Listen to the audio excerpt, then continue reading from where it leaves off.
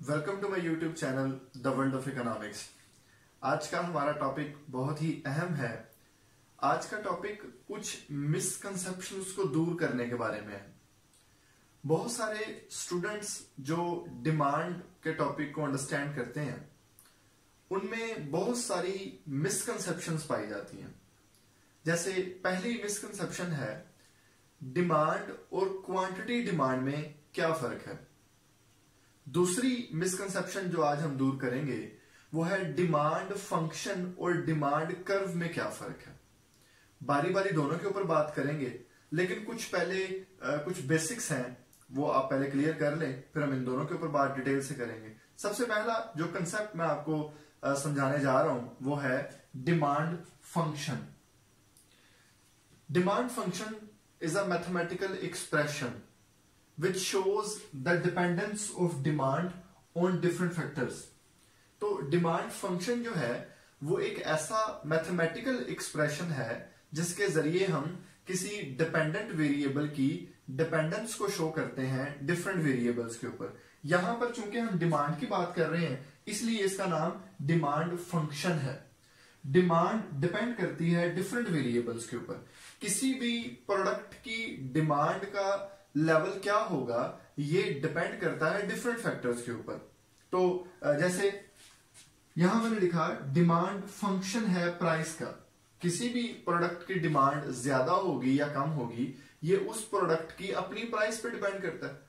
Other factors भी कुछ हैं वो भी हम डिस्कस कर लेते हैं। इनको काफी डिटेल से मैंने डिस्कस किया है एक अलग वीडियो में। उस वीडियो का नाम है डिटर्मिनेंट्स ऑफ डिमांड। तो आज हम इसके ऊपर ब्रीफली बात करेंगे। सेकंड, इनकम, कंज्यूमर की इनकम। जिस शख्स ने वो प्रोडक्ट परचेज करनी है उस शख्स की इनकम पे भी डिपेंड करता है कि वो उस प्रोडक्ट की कितनी मिकदार परचेज करेगा। नेक्स्ट हमारे पास है price of substitute, price of complementary goods, taste of consumer and number of consumer. ये डिफरेंट फैक्टर्स हैं जो डिमांड को इफेक्ट करते हैं। तो ये डिमांड फंक्शन है। अब हम ये जानते हैं कि इन तमाम फैक्टर्स में सबसे ज्यादा जो इंपॉर्टेंट फैक्टर है जो डिमांड को इफेक्ट करता है वो है प्राइस। तो उसी को ज़हन में रखते हुए हमने लॉ ऑफ डिमांड जनरेट किया। लॉ ऑफ डिमांड के मुताबिक क्वांटिटी जो डिमांड है वो डिपेंड करती है प्राइस के ऊपर। बाकी इन तमाम फैक्टर्स को जो अदर फैक्टर्स हैं इनको हमने कांस्टेंट यहां पर कंसीडर कर लिया। इसकी भी मैंने काफी डिटेल से आपको बताई है इसके ऊपर बात कि इनको कांस्टेंट क्यों किया जाता है। इनको कांस्टेंट करने के अमल को हम सिट्रस पैरिबस का नाम देते हैं। सिट्रस पैरिबस का नाम देते हैं। तो यहां पर लॉ ऑफ डिमांड में हमने जस्ट प्राइस को डिस्कस करना है। और जब हम ये देखते हैं कि डिमांड किसी भी प्रोडक्ट की हो वो अपनी प्राइस के ऊपर डिपेंड करती है और वो इनवर्सली डिपेंड करती है। फॉर एग्जांपल जब भी किसी प्रोडक्ट की प्राइस बढ़ती है लोग उसकी डिमांड में कमी कर देते हैं, और जब किसी प्रोडक्ट की प्राइस कम होती है लोग उसकी क्वांटिटी डिमांड में इजाफा कर देते हैं। इनके दरमियान इनवर्स रिलेशन है। ये जो प्राइस और क्वांटिटी डिमांड के दरमियान इनवर्स रिलेशन है इसी को हम लॉ ऑफ डिमांड का नाम देते हैं। अब हमने इस इनवर्स रिलेशन को एक स्केड्यूल की मदद से एक्सप्लेन किया। यहां पर देखें एक साइड पे मैंने प्राइसेस लिखी हुई हैं और एक साइड पे क्वांटिटी डिमांड लिखी हुई है। ये तमाम वैल्यू हाइपोथेटिकल वैल्यूज हैं, फर्जी वैल्यूज हैं। तो देखते हैं फॉर एग्जांपल ये मार्कर है। इस मार्कर की अगर मार्केट में प्राइस 30 रुपीज हो तो कंज्यूमर इसके 200 यूनिट्स परचेज करने के लिए विलिंग है। परचेज कितने करेगा, मार्केट से उसको कितने मिल जाएंगे इस कीमत पे, ये एक अलग बहस है। यहां पर मैं आपको बता रहा हूं कि कंज्यूमर 30 रुपीज प्राइस पे 200 मार्कर्स परचेज करने के लिए विलिंग है। नेक्स्ट प्राइस में कमी आई, क्वांटिटी डिमांड में इजाफा हो गया। प्राइस में मजीद कमी आई, क्वांटिटी डिमांड में मजीद इजाफा हो गया। यही हमने लॉ ऑफ डिमांड में पढ़ा है कि प्राइस और डिमांड का इनवर्स रिलेशन है। फिर हमने इस इनवर्स रिलेशन को एक ग्राफ की शक्ल देने की कोशिश की। यहां पर हमने वर्टिकल एक्सिस पे प्राइस को रखा है और हॉरिजॉन्टल एक्सिस पे क्वांटिटी डिमांड को रखा है। यहां पर देखें मेरे पास प्राइसेस की जो वैल्यूज थी उनको मैंने यहां ड्रा कर दिया और क्वांटिटी डिमांड की जो वैल्यूज थी उनको मैंने हॉरिजॉन्टल एक्सिस के ऊपर ड्रा कर दिए। अब हम इन पॉइंट्स को मिलाएंगे। प्राइस 30 पे क्वांटिटी डिमांड 200 है। प्राइस 30 पे क्वांटिटी डिमांड प्राइस 30 है जबकि क्वांटिटी डिमांड यहां पर 200 है। इसी तरह प्राइस 20 पे क्वांटिटी डिमांड जो है वो 300 है। यहां पर देखें प्राइस 30 से 20 पर आई है, प्राइस 30 से प्राइस में कमी हुई है, और प्राइस में कमी होने का नतीजा ये निकला कि डिमांड 200 से 300 पर चली गई। ये जो प्राइस में कमी आना और डिमांड में इजाफा होना है, यही लॉ ऑफ डिमांड है। नेक्स्ट, प्राइस में मजीद कमी आ गई, 20 से प्राइस 10 हो गई और क्वांटिटी डिमांड में इजाफा हो गया। इन तमाम पॉइंट्स को जब हम मिलाएंगे तो हमारे पास डिमांड कर्व हासिल हो जाएगा। ये पॉइंट हमारे पास आ गया, एक ये पॉइंट आ गया, एक ये पॉइंट। इसको हम नाम देते हैं ये पॉइंट ए है, इसको हम नाम देते हैं ये पॉइंट बी है, और इसको हम नाम देते हैं ये पॉइंट सी है।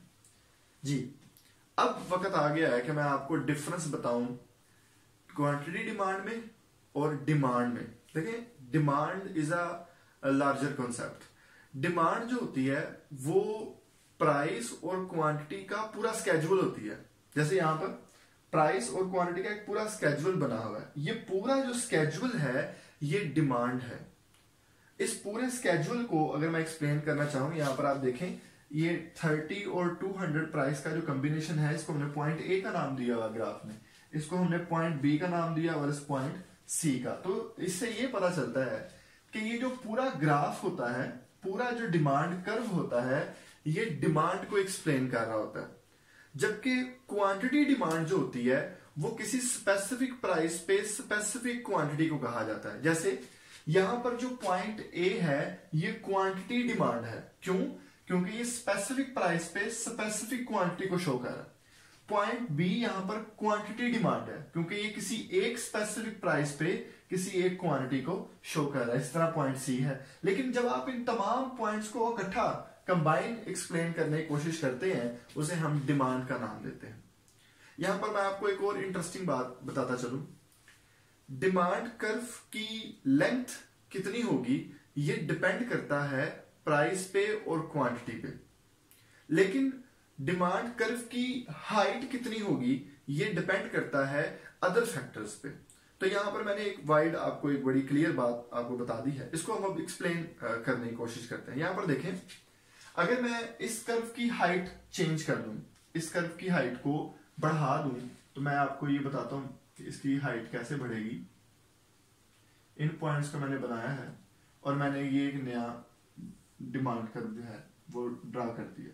यहां पर आप देखें, ये मैंने न्यू पॉइंट्स, ये हमारे पास पहला डिमांड कर्व है और ये दूसरा डिमांड कर्व। अब आप देखें, ये जो दूसरा डिमांड कर्व है ये यहां पर कुछ और ही स्टोरी हमें बता रहा है। यहां पर देखें, 30 प्राइस पे पहले डिमांड 200 यूनिट्स थी, लेकिन अब भी प्राइस 30 है। ये इंपॉर्टेंट पॉइंट है, प्राइस अब भी 30 है। मैंने आपसे कहा था कि कर्व की हाइट कितनी होगी ये प्राइस डिसाइड नहीं करती, बल्कि अदर फैक्टर्स की वजह से होती है। तो यहां पर आप गौर करें, प्राइस इस पॉइंट पे अभी भी 30 है, लेकिन डिमांड में क्या हो चुका है, इजाफा। अगर आप इस ए पॉइंट की बात करें तो यहां पर डिमांड 200 यूनिट्स है, और यहां पर अगर आप इस डी पॉइंट की बात करें तो यहां पर डिमांड हो चुकी है 300। यहां पर आप गौर करें, जो ब्लैक कर्व है यानी कि पहले वाला जो कर्व है वो यहां पर 30 प्राइस पे 200 यूनिट्स को शो कर रहा है, जबकि ये जो ब्लू कर्व है, जो नया मैंने कर्व बनाया है, वो प्राइस अभी भी 30 है, लेकिन डिमांड यहां पर कितनी शो कर रहा है, वो यहां पर डिमांड शो कर रहा है 300। तो आप ये देखें कि कर्व की जो हाइट है वो डिफाइन हो रही है प्राइस की वजह से नहीं, बल्कि अदर फैक्टर्स की वजह से। नेक्स्ट, यहां पर देखें, यहां पर आप देखें हमारा क्वांटिटी डिमांड का स्केड्यूल ही चेंज हो गया है। प्राइस 30 पे डिमांड हो गई है 300, प्राइस 20 पे डिमांड हो गई है 400, प्राइस 10 पे डिमांड हो चुकी है 500। तो यहां पर आप देखें कि डिमांड की कर्व की जो हाइट है वो अदर फैक्टर से डिटरमिन हो रही है, प्राइस से नहीं। प्राइस देखिए अभी भी 30 है, 20 है और ये है। अब हम फर्क बताएंगे डिमांड फंक्शन में और डिमांड कर्व में। देखें, डिमांड फंक्शन तमाम फैक्टर्स को इंक्लूड रखता है, जबकि डिमांड कर्व सिर्फ और सिर्फ प्राइस और क्वांटिटी के रिलेशनशिप से बना होता है। तो डिमांड कर्व में और डिमांड फंक्शन में ये फर्क है, डिमांड फंक्शन में तमाम फैक्टर्स मौजूद होते हैं, जबकि डिमांड कर्व में सिर्फ और सिर्फ प्राइस और क्वांटिटी शामिल होती है। आई थिंक आपको क्लियरली डिफरेंस समझ आ गया होगा। आज की वीडियो के लिए इतना ही। Thank you very much.